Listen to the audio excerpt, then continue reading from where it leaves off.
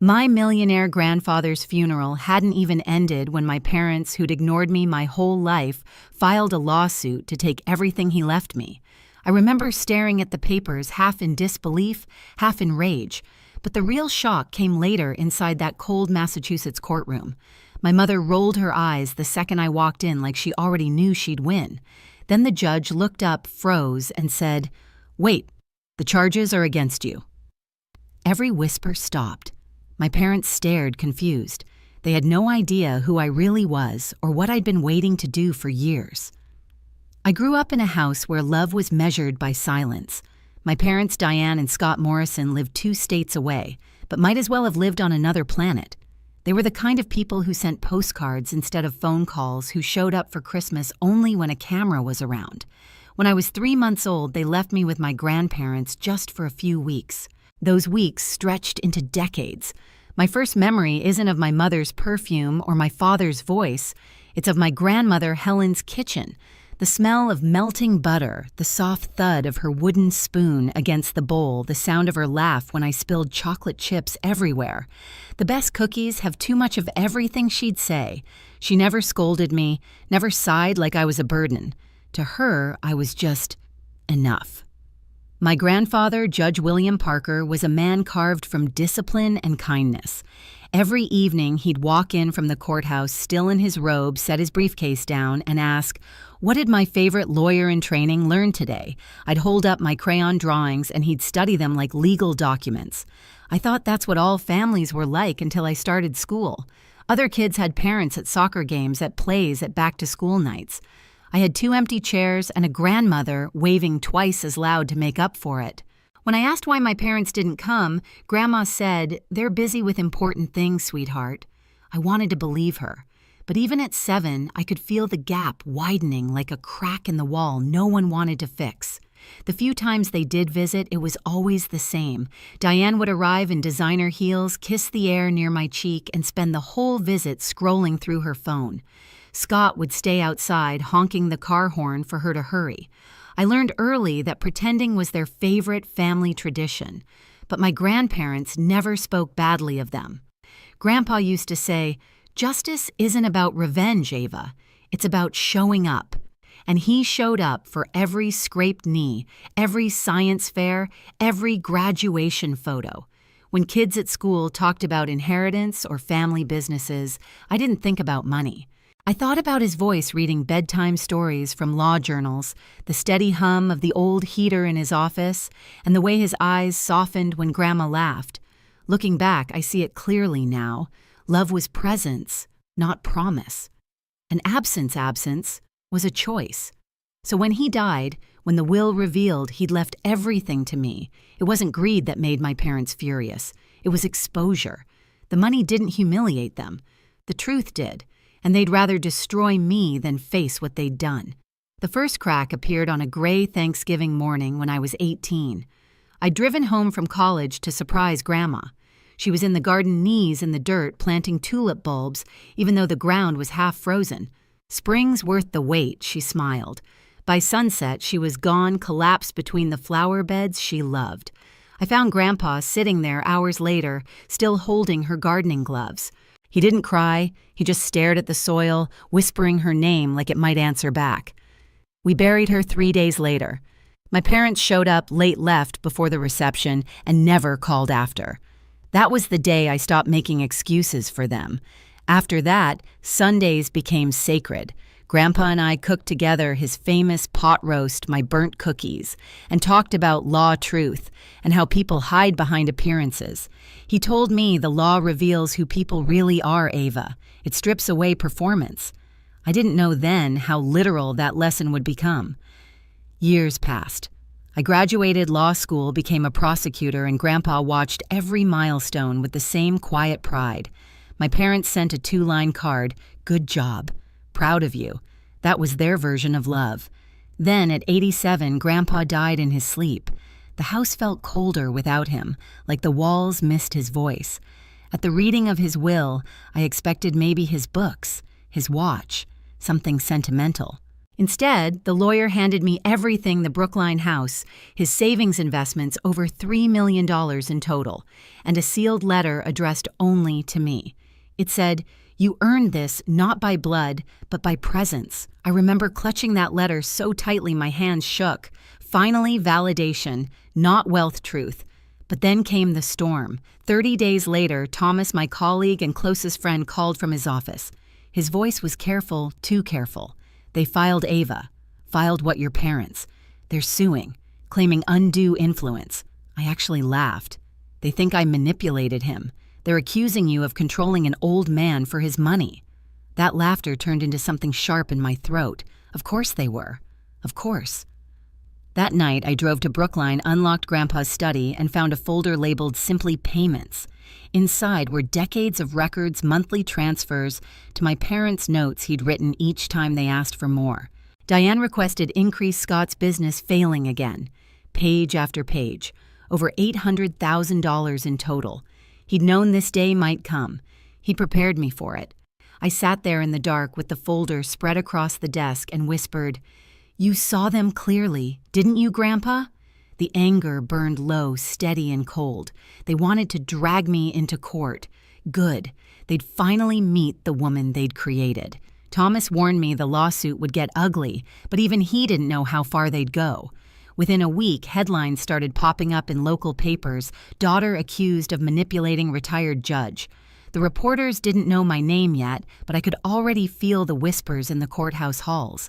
The same colleagues who'd once nodded at me with respect now looked away. I remember sitting in my office late one night, the only light coming from my desk lamp, the hum of the city far below. On my screen were the scanned filings pages of lies dressed as grief. Ava Morrison exerted undue influence on her aging grandfather to secure control of his estate. They'd painted me as a predator, my own parents. For a moment, I almost believed their version of me. That's what family does to you. They convince you you're the villain for finally setting a boundary. I closed the laptop, my hands shaking, and reached for the box I'd brought from Grandpa's house. Inside were the payments, the bills, the messages he'd kept meticulously, proof of 20 years of silence disguised as dependence. I spread everything across the floor. Receipts, transfer slips, letters from my mother begging for just a little extra promises that never came true. Each page was a confession, and Grandpa had kept them all organized, labeled, dated. My pulse slowed. The chaos in my chest turned into something colder, sharper. When Thomas came by the next morning, he found me sitting on the floor, surrounded by stacks of evidence. "I guess we're going to war," I said quietly. He looked around at the papers, then at me. "You really want to do this?" "I don't want to," I said, "but they do. I'm just giving them what they asked for." That week, we built our case piece by piece. Witnesses, timelines, copies of every transfer, Grandpa's handwritten notes, his emails, his medical checkups, proving he was clear-minded until the end. It wasn't revenge, it was precision. The kind of justice he taught me to believe in. Still, the nights were the hardest. Some part of me, the daughter part, still wanted them to stop to apologize, to remember that I was their child. But that hope had died a long time ago, somewhere between unanswered birthday cards and forgotten graduations. By the time the trial date arrived, the fear was gone. In its place was something steadier, resolve. They'd wanted to face me in court. They just didn't realize whose courtroom they were walking into. The morning of the hearing, Boston was covered in sleet. The streets shimmered like broken glass, and my reflection in the courthouse window looked more like a stranger than a daughter. Inside, the marble floor echoed with every step I took, deliberate, steady. I could feel the eyes on me, the whispers. That's her, the granddaughter, the one being sued. When I pushed open the courtroom doors, the air was thick with perfume and tension. My mother sat in the front row, hair immaculate, lips painted soft pink, the kind of color meant to say innocent. She glanced up, saw me, and rolled her eyes.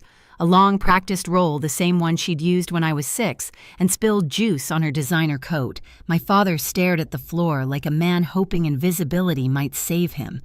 Then Judge Brennan looked up. For a second, his face was blank, just another case. And then his eyes froze, recognition washing over him. "Wait, the charges are against you," he said aloud before catching himself. The courtroom stilled. Even my mother stopped pretending. He cleared his throat, adjusted his glasses. "Proceed." Palmer, their attorney, stood up first. Smooth voice, theatrical gestures.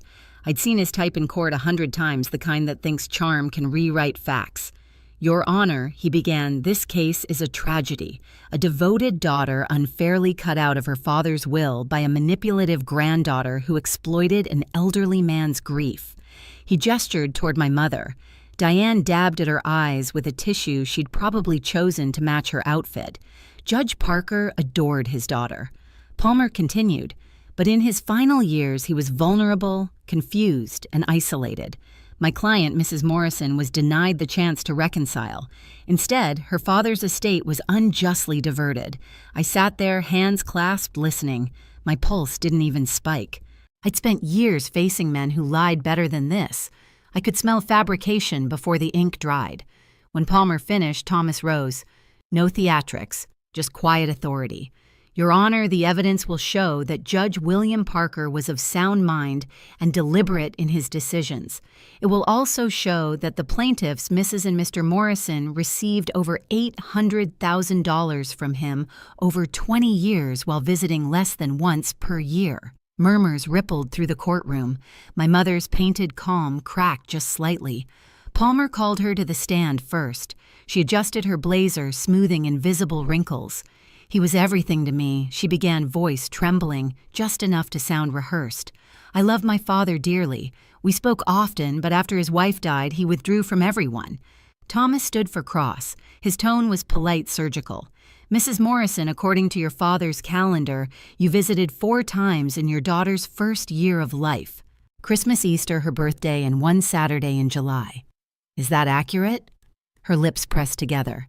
I was young. And between the ages of 5 and 18, I don't recall exact numbers. He lifted a folder, the payments. "Your father documented each visit alongside monthly transfers to you and Mr. Morrison. Over $800,000 total. Can you explain why someone manipulated would continue voluntary payments for 2 decades? Her voice cracked. He wanted to help. Thomas leaned in. He did, but only financially. Emotionally, you were absent. Physically, too. When was the last time you saw your father before his death? Silence. She glanced toward my father, who looked away. 3 years before he died. Thomas supplied. At his 84th birthday. 90 minutes, no cake, no photos. Is that correct? She swallowed. Yes. He paused just long enough for the truth to sting. So the man you loved dearly died believing you were too busy to visit, yet now you stand here claiming his fortune was rightfully yours. Palmer objected. Argumentative. Sustained, Judge Brennan said softly, but his eyes never left my mother. Then came my father's turn. Scott took the stand, hands twitching. He looked smaller than I remembered. Thomas kept it brief. "Mr. Morrison, did you attend your daughter's high school graduation, Num College?" He hesitated. "We were out of town, law school." He shook his head. Thomas projected a photo on the courtroom screen, me in cap and gown, Grandpa in the front row, clapping. The silence was heavy. "You weren't there," Thomas said, "but he was."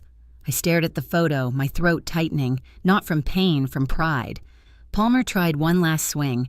"Your Honor, grief clouds judgment. My clients loved their father. They were victims of manipulation." Judge Brennan nodded once. "Let's hear from the defendant." I stood. The sound of my heels against the floor echoed like a countdown. I raised my right hand, took the oath, and sat down. "Thomas, Miss Morrison, can you tell the court about your relationship with your grandfather?" I looked directly at my mother. "He raised me. He taught me to tell the truth, even when it hurt." Palmer jumped in. "Isn't it true you benefited financially from that relationship?" "Yes," I said. "But not in the way you mean." "He gave me something you can't buy, consistency." He showed up. "Did you encourage him to cut his daughter out of the will?" I met his eyes. "If inheritance was what I wanted, I wasted a lot of time having dinner with an old man instead of networking. But I wasn't chasing money. I was chasing the only family I had left." The room was silent.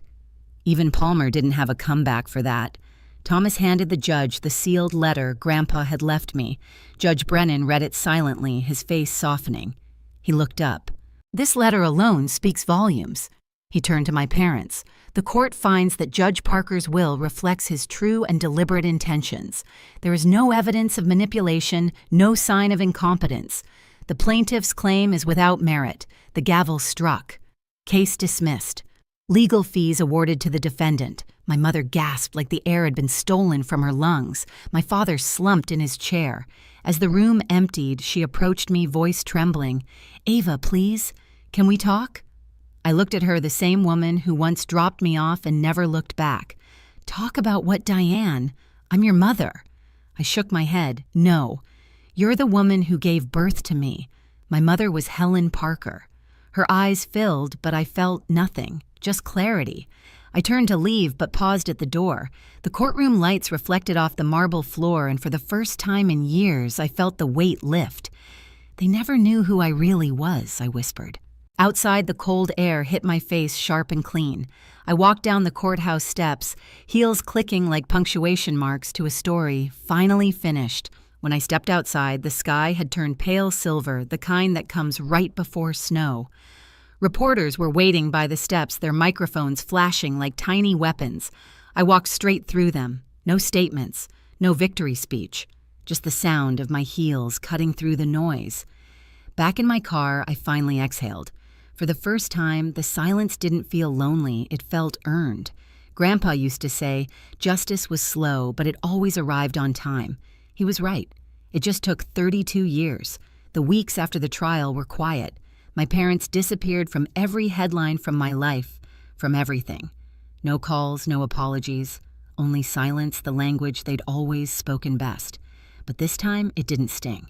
3 years later, I stood behind the same bench my grandfather once presided over, now wearing his robe. Judge Ava Morrison, 39 youngest in Massachusetts history. On my first day, I touched the wooden gavel he'd left me and whispered, "We made it, Grandpa." Years passed. Promotions came, and so did peace. At 60, I retired. My last visit was to Mount Auburn Cemetery, where tulips bloomed around 2 headstones, William and Helen Parker. I knelt, planting a few new bulbs beside them. "You were right," I said softly. "Family isn't about blood. It's about who shows up." And as the wind moved through the trees, I could almost hear his laugh again, steady, proud, and free. Family isn't written in bloodlines, it's proven by presence. I learned that too late to save my parents, but just in time to save myself. If you've ever had to stand up to people who were supposed to love you, tell me your story below. And don't forget to subscribe. More truths are coming.